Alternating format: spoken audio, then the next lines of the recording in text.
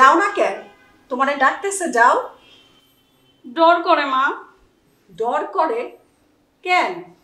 আপনার ছেলে বলতেছে আমাকে নাকি ইংরেজি স্টাইলে আদর করবে।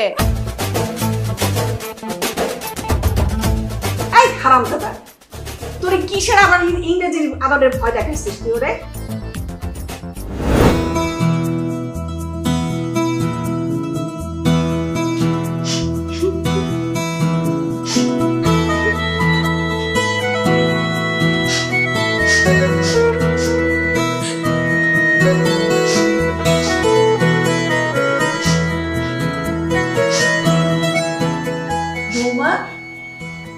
তুমি কান্না করছো কেন?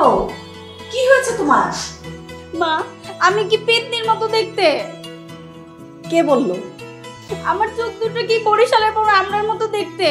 মোটেও না। আমার নাক কি পাকুড়ার মতো?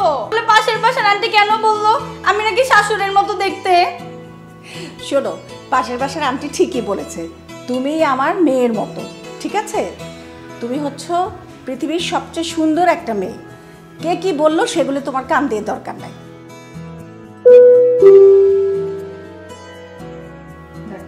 কিভাবে আসছে?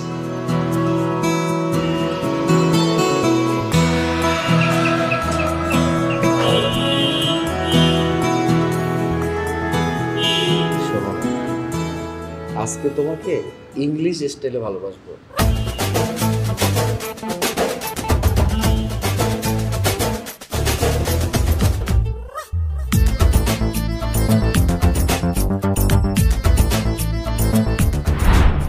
যাও মা, অনেক রাত হয়েছে।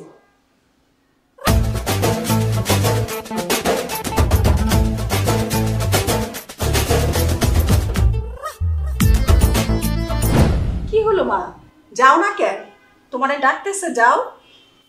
ডর করে মা। ডর করে কেন? আপনার ছেলে বলতেছে আমাকে নাকি ইংরেজি স্টাইলে আদর করবে। এই হারামজাদা, তোরে কিসের আবার ইংরেজি আদরের ভয় দেখাচ্ছিস তুই ওরে?